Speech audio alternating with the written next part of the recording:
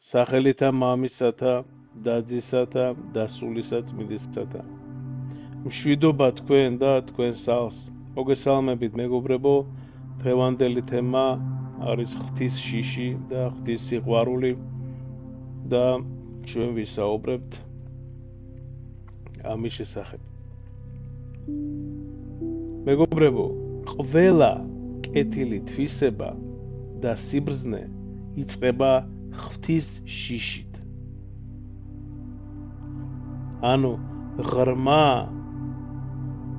პატივისცემითა და შეგნებით, რომ ღმერთი ყველაფერს ხედავს და ღმერთი ყველაფერს მართავს. ის აკონტროლებს ყველაფერს. როცა სინათლე შევა ბნელ ოთახში, სიბნელე ქრება. ასეა მაშინაც როცა ღვთის შიში შევა ადამიანის გულში, ის გამოდევნის ბოროტებას და ადამიანს აავსებს სიკეთითა და სიბრძნით.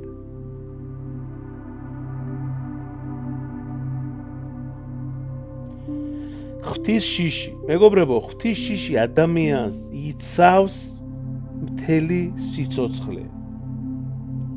სანამ ის ცოცხალია. როცა კაცი გარდაიცვლება, ეს შიში წაიყვას მას წმინდანებთან და მიიყვანს ნეტარ ცხოვრებამდე, ანუ ღმერთთან ყოფნის სიხარულამდე. ყველაზე საშიშია ღვთის შიშის დაკარგვა, მეგობრებო. წმინდა მამები პირდაპირ გვეუბნებიან, ხო, რომ კიდევ ერთხელ გავამეორებ, ყველაზე საშიშია ღვთის შიშის დაკარგვა. ეს ადამიანს ღუპავს. ხოლო ღმერთზე ფიქრი და მისი შიში გვაცხოვნებს და გვიცავს ბოროტებისგან. არაფერი არის უფრო საშინელი ვიდრე უფლის სიტყვების გაგება, ხო? გახსოვთ სახარებაში. არ გიცნობთ თქვენ, წარმოიდგინეთ, ღმერთმა დაიფაროს თითოეული ადამიანი, რომ გაიგოს ეს სიტყვები.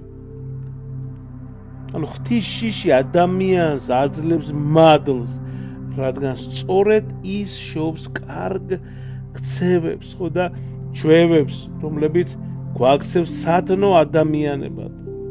ისევე როგორც სუთქვა საჭირო სიცოცხლისთვის, ასევე მუდმივად გვჭირდება თავმდაბლობა, სიყვარული, ლოცვა, კეთილი საქმეების კეთება, პატიება, შენდობა და ღვთის შიში. თუ ადამიანი თავს არ ატყუებს დიდები და თავდაბალია, ღვთის შიში მის გულში იზრდება, მეგობრებო. ღვთის სამსჯავროზე ფიქრი შობს ამ შიშს.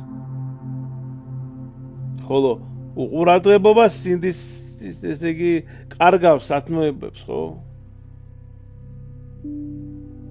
უყურადღებო სინდისი კარგავს სათნოებებს. როცა ღვთის შიში შევა გულში, ხო, ადამიანი ხედავს საკუთარ ცოდვებს, მეგობრებო. ჩვენ უნდა დავინახოთ ჩვენი ცოდვები. რომ ჩვენ ყველა ცოდვილები ვართ. ჩვენ არაფერის გაკეთება არ შეგვიძლია ჩვენ ღვთის გარეშე და ქრისტეს გარეშე, ხო, ჩვენ თვითონ უფალი ამბობს სახარებაში, არა, პირდაპირ ამბობს, რომ არაფრის კეთება არ შეგიძლია ჩვენ გარეშე.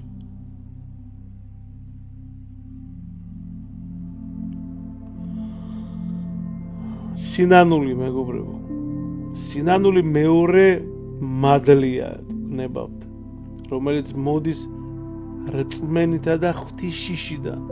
ეს შიში თავიდან გვმართავს, ხო, როგორც კაცრი მამა, თქვა, ასე თქვა, სანამ არ მივახცევთ სიყვარულს, ანუ სამოთხეს. როცა სიყვარულს მივახცევთ, შიში ქრება, რადგან სიყვარული ხდება ჩვენი გზამკლავი. მოციქული ივანე ამბობს, სრულმა სიყვარულმა განდევნა შიში. ეს ნიშნავს რას, მეგობრებო, რომ არსებობს ორი სახის შიში. ერთია დაწყებითი, ანუ როცა ადამიანი ღმერთს ემორჩილება სასჯელის შიშით, ხო? ანუ როგორც მონა, ხო? აი მას ეშინია რომ რაღაცა ესე იგი სატანჯოში არ მოხდება, მოხდებით. მაგრამ მეორე არსებობს, ანუ სრულყოფილი, როცა ემორჩილება სიყვარულით, როგორც შვილი.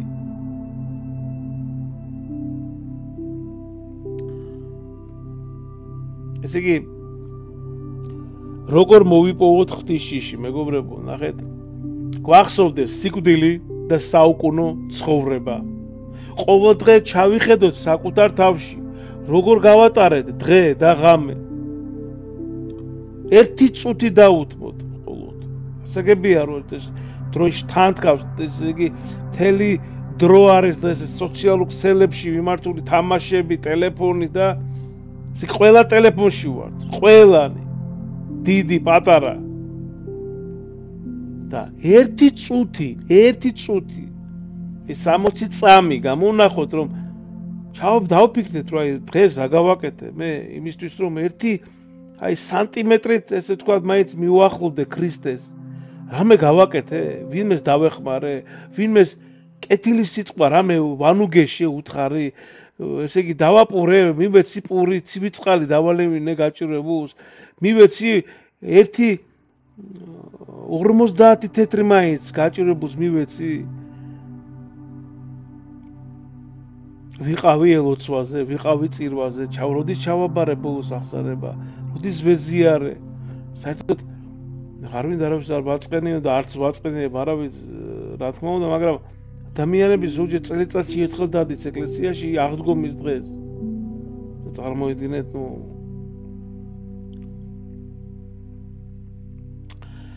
მეგობრებო, პირველი ნიშანი იმისა, რომ ადამიანს ღვთის შიში აქვს, არის სოდვის სიძულვილი, ისე როგორც მრისხანება, იმ ხეზე, რომელმაც დაგკბინა.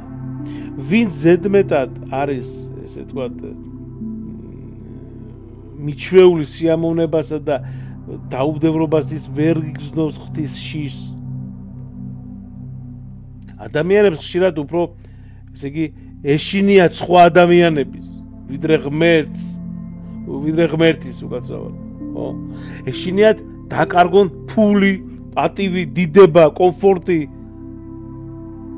მაგრამ არ ეშინიათ დაკარგონ მარადიული ბედნიერება.